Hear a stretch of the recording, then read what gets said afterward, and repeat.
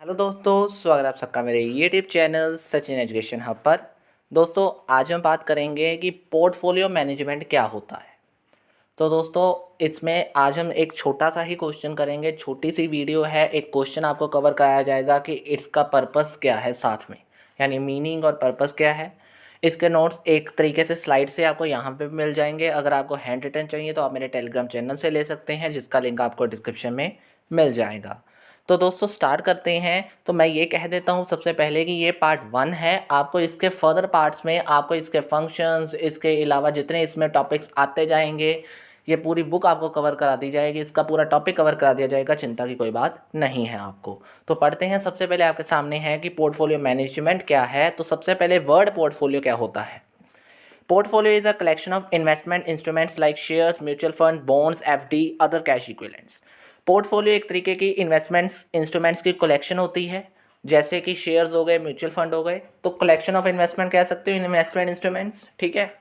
और मैनेजमेंट साथ में जोड़ दोगे तो क्या बनेगा कि एक ऐसी art of selecting the right investment tool in right proposition to generate optimum returns with balance of risk from the investment made. जो आपने इन्वेस्टमेंट की है उसमें रिस्क भी बैलेंसिंग हो, यानी रिस्क का भी ज़्यादा फैक्टर ना हो, और आपको ऑप्टिमम रिटर्न मिले। और इसके साथ साथ आपने जो इन्वेस्टमेंट सेलेक्ट करनी है वो राइट इन्वेस्टमेंट हो और राइट टाइम पे की जाए। इस सब चीज़ों को मैनेज करना कौन सा मैनेजमेंट आपको बताता है, कौन सा मैनेजमेंट हेल्प करता है, दैट इज़ पोर्टफोलियो मैनेजमेंट। बहुत इजी डेफिनेशन आपको यहाँ पे दी गई है। दोनों वर्ड्स, पोर्टफोलियो और पोर्टफोलियो मैनेजमेंट क्या होता है। तो मीनिंग के केस में आपको यहाँ पे यानी डेफिनेशन तो आपको क्लियर कर दी गई है कि क्या होता है। पार्ट 1 में इतना तो कवर कर दिया हमने।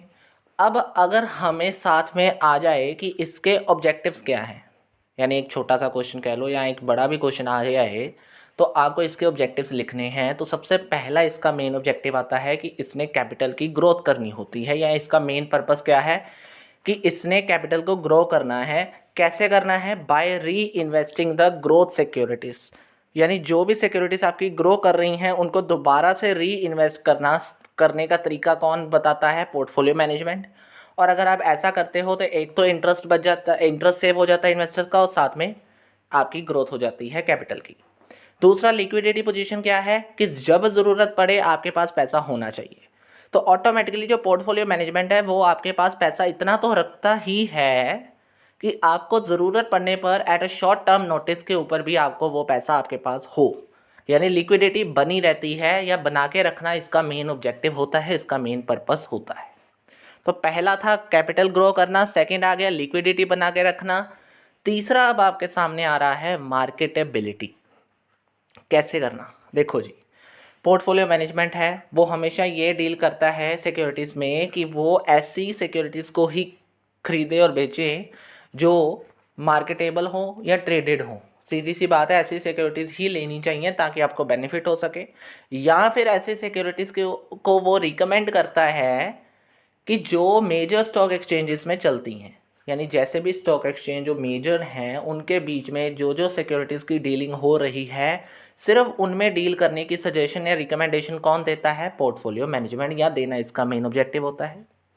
ऐसे ही फोर्थ आता है कि portfolio management well diversified portfolio बना देता है by investing in different securities, reduce the loss of income. मतलब डिफरेंट डिफरेंट सिक्योरिटीज में आप पैसा इन्वेस्ट कर सकते हो, उससे क्या होगा, जो भी एक तो वेल डाइवर्सिफाइड पोर्टफोलियो बनेगा और साथ में आपकी जो इनकम है वो सेफ रहेगी।